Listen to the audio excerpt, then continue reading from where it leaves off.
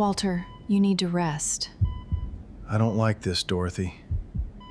It's probably just an old age thing. I saw his face, Dorothy. Walter, there are black vans down there. A bunch of people getting out, wearing, I don't even know what to call that gear. Lock the door, Dorothy. Lock the door right now. Mr. Combs, by federal order, you're coming with us now. This isn't a request. Who are you people? This is Arj in here like this? Ma'am, you need to step back. This is national security. Get your hands off me! I didn't do anything! He's my patient! You can't take him without a court order. Doctor, I suggest you step aside. Walter! Walter, don't let go of my hand! Before we get to what happened to Walter, subscribe to the channel now, because what's coming next will leave you breathless. And in the description of this video, there's something we've prepared with great care, especially for you. So be sure to check it out. In 1957, Walter Combs was 23 years old and had a simple life ahead of him. The son of Kansas farmers, he enlisted in the American Army, dreaming of seeing the world beyond the wheat fields where he grew up. He never imagined that the world beyond would be the Nevada desert, and that the first thing he would see that would change his life forever would be a light brighter than the sun. He was part of a platoon taken, without choice, to participate in one of the tests of Operation Plumbbob, a series of nuclear detonations carried out that year. The officers told the soldiers it was safe, that they just had to crouch down and cover their eyes with their arms. No one explained what would really happen to their bodies in the following decades.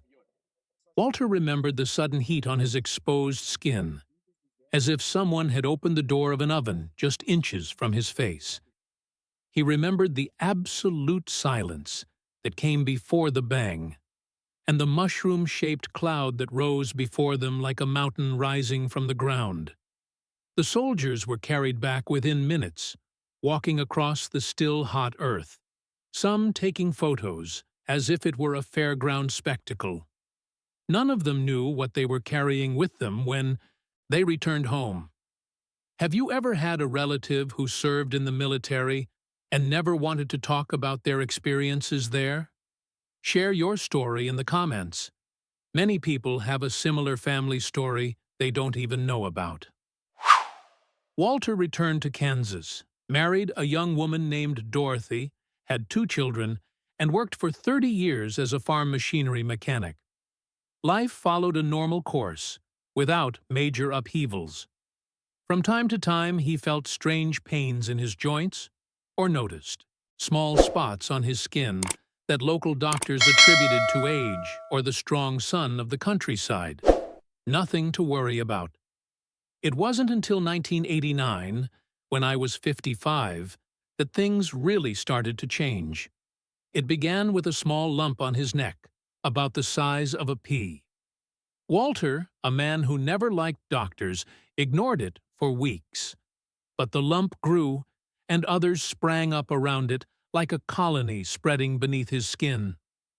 Dorothy insisted he go to the hospital in the neighboring town, and it was there that Walter's life, and unbeknownst to him, that of the entire surrounding community, took a turn that no science fiction novel would dare to predict. If you've ever ignored a strange symptom in your body, thinking it was nothing, leave a "I've done that" comment below. I doubt you're the only one reading this right now. The doctor who treated Walter, an experienced general practitioner named Dr. Alan Reyes, had never seen anything like it. The nodules, when surgically opened for biopsy, revealed an anomalous tissue, almost crystalline in certain parts, radiating levels of radioactivity far above normal for any ordinary patient. Even stranger, samples taken from other patients who had had close and prolonged contact with Walter, his wife, a neighbor who had helped him carry bags of feed, a gas station attendant, also began to show similar signs weeks later, although much milder. What the doctors in the small town didn't know, but would quickly come to suspect, was that Walter's body, exposed decades earlier to extremely high doses of radiation in the Nevada tests, had developed a previously uncatalogued biological response, a type of cellular mutation that made certain radioactive particles transmissible through prolonged contact, as if his body had silently become a vector. The case was reported to state health authorities as a mandatory protocol. It was this simple bureaucratic form that raised an alarm in Washington. Just imagine a routine checkup, a simple form, and suddenly the phone rings in Washington. If you were in Walter's family's place at that moment, would you have trusted the government, or would you have already suspected everything? Comment on what you would do. Less than 72 hours after the medical report arrived at federal offices, an emergency response team, wearing uniforms without visible identification and carrying radiation detection equipment, landed in the small Kansas town, claiming containment of an unspecified biological hazard. They isolated the hospital, confiscated all of Walter's medical records, and took the man himself, still weakened from surgery, to an undisclosed location.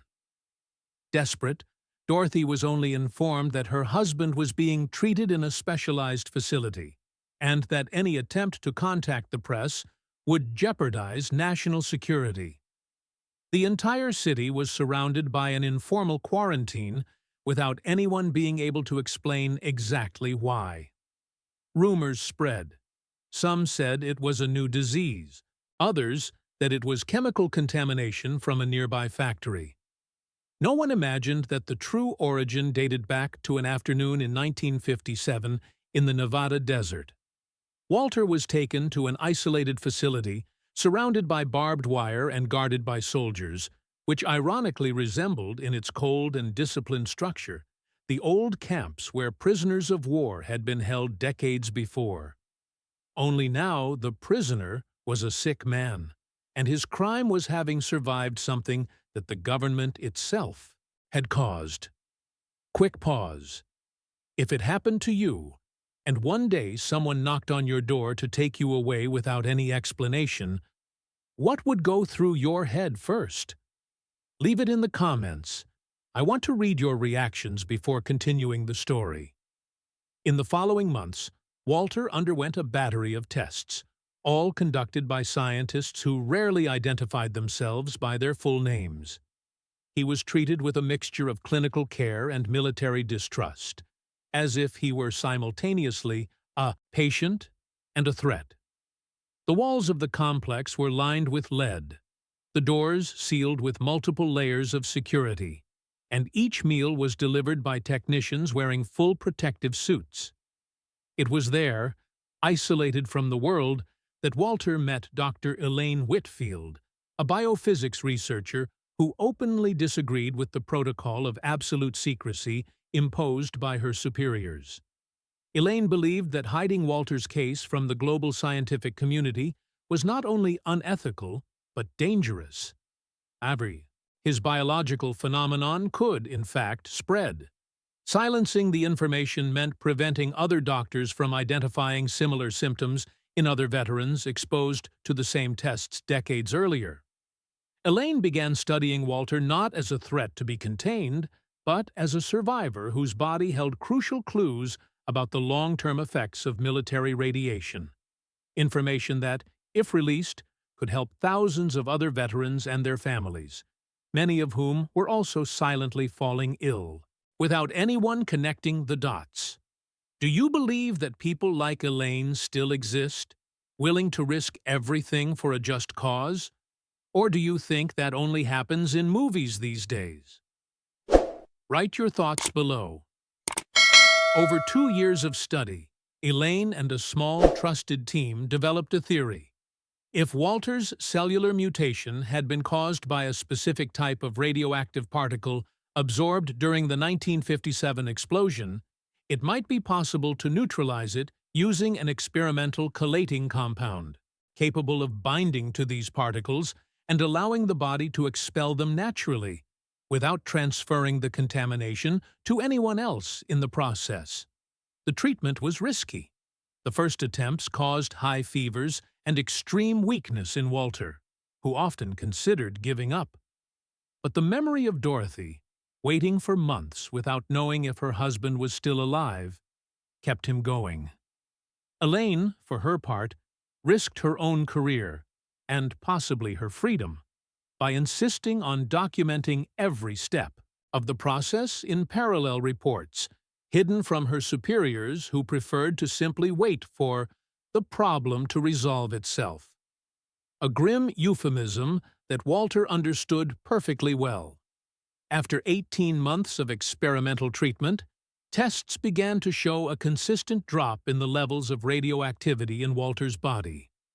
The nodules stopped growing, then began to regress. For the first time since he was taken from his hometown, doctors confirmed he no longer posed a risk of contagion to those around him. Walter was cured, but the facility had no plans to let him go. He finally recovered, and now they're going to arrest him anyway? Comment: this isn't fair if you were also outraged by this part. I want to see how many of you felt the same way I did writing this.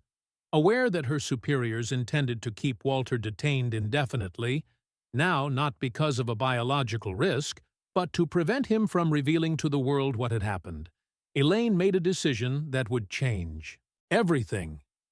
She secretly gathered copies of all medical records, data from the 1957 tests obtained through partially declassified files, and recorded testimonies from Walter himself describing, in his own words, what he had experienced from that afternoon in the Nevada desert to the forced isolation he had suffered in the last 2 years. On a stormy night, taking advantage of a lapse in the security shift change, Elaine helped Walter leave the facility, carrying a small briefcase with the collected documents. The two traveled for days, avoiding major highways, until they reached the newsroom of a large newspaper on the East Coast, where investigative journalists had been gathering, for years, scattered accounts from sick veterans that no one took seriously. If you think Elaine and Walter managed to escape in time, comment, "They will make it." If you think something will still go wrong before the truth comes out, comment, "It's too early to celebrate." Let's see who's right in the next chapter. The story was published on a Sunday, occupying the front page. The complete account of Walter Combs, a veteran of Operation Plumbbob, whose body had silently borne, for decades, the consequences of a military decision made without the informed consent of the very soldiers exposed.